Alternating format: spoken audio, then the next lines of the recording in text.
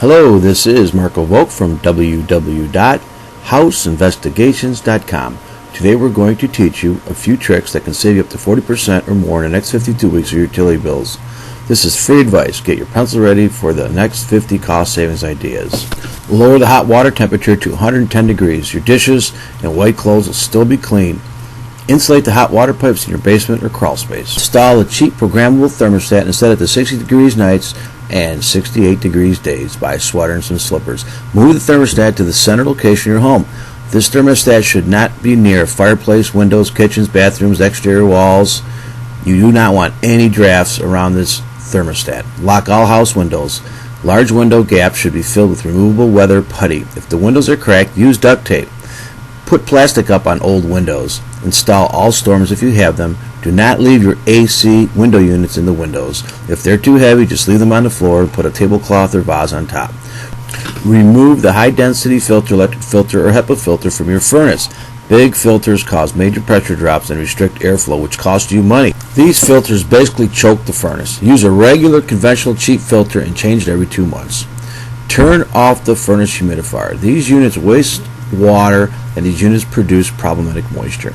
Do not use house fans, attic fans, basement exhaust fans, except for the bathroom fan when you shower. By the way, showers should only last 3 to 5 minutes. Install a cheap water pressure reducer gauge on your main water supply. Set the pressure to 50 psi. High pressure means more flow, means more water, which means more bucks. In the wintertime, open window curtains on the sunny side. Close curtains all other times. Seal and insulate the attic access doors. Fiberglass insulations, fibers, dust, and other airborne contaminants exist in your attic are not good for your lungs. Stay out of non-finished attics. Repair all thermal bypass locations. Example, the chimney in the basement has a 1 to 2 inch fire gap at the ceiling joist area. Air from the basement will bypass the first and second floor of your home and travel to the attic. Seal this hole. More about thermal bypass conditions on my website. Go outside and see how the snow melts on your roof. If it is irregular, go into your attic and find the holes or poor insulation spots. It may simply be that a bathroom vent is loose, some problems with can lightings, or missing insulation pockets. Remember, warm air rises. Warm air will rise to your attic if you let it. Put up a sign on the front door that reads, "Please use side door." Seal the front door with plastic and caulk. Now you don't have to worry about the side door. Install new weather stripping on this side door. Just remember, every time you open this door, a dollar bill flies out. Reverse the ceiling fans for the winter. Make the fan blow down. Only run the fan on very cold days. Shut your fireplace flues. Manufacture a plexiglass or insulation cover. Cover the fireplace openings 100% when not in use. The natural draft of your home will suck your conditioned air right up that chimney 24/7 when not in use. Plan your fires. Remember, fireplaces are large open windows. Hot air rises. Even when your fire is on and roaring, hot air is getting sucked out of your home in massive amounts. Newton's second law of physics. For every action, there's an equal and opposite reaction. This means that air has to be replaced, probably with non-conditioned, cold, moist, or humid air. Do not use ventless heaters or fireplaces. These things produce damaging moisture, and also the fumes can kill you. This is one of man's stupid ideas. Hey, let's kick it up a notch. Install insulated outlet and switch insulation covers. Pull up carpets and caulk perimeter base walls where cracks exist. A carpet installer can re-stretch your carpets. Seal your sub pump cover 100%. Moist air is lighter than dry air. Moist air rises. We do not need more moisture in our home. Moist air can also cause condensation and mold.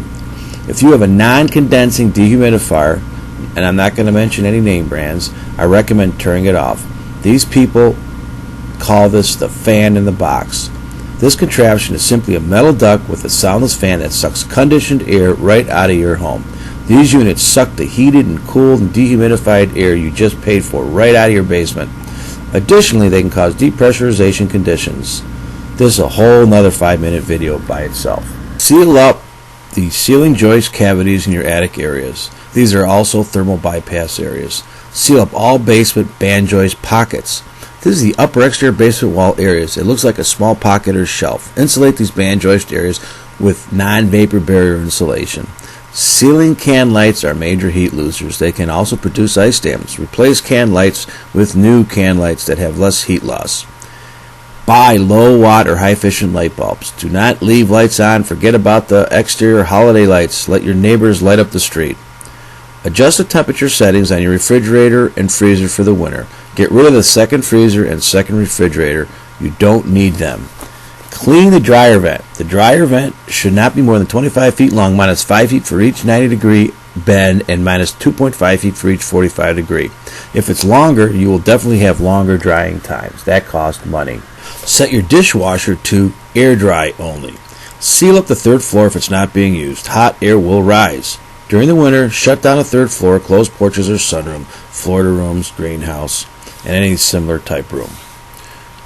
Do not use the AC if you do not need it. On hot summer days, go somewhere like malls and libraries. They have air conditioning, and you could read a book or something. Have a certified HVAC contractor perform full combustion analysis on your gas or fossil fuel fired systems. If these systems are underfired, overfired, they may be wasting money. Seal up the small holes in the basement crawl space HVAC return ductwork. The return ducts will suck and permit basement or crawl space depressurization. Depressurization permits cold air infiltration, high radon, house odors, and mold. If you have a separate AC unit with sealing registers, seal them for the winter. Hot air rises and will escape in your attic above the ceiling ductwork. It's a bad idea to put an HVAC system in an attic or non-conditioned space such as a garage, shed, or vented crawl. If your cold air returns are not connected, they're sucking your basement. Have them connected. After you do all the free, stupid, simple stuff and your bills are still high, call the professionals. They may include, but not be limited to, thermography, heat loss studies with blower door analysis, HVAC balancing, duct blasting.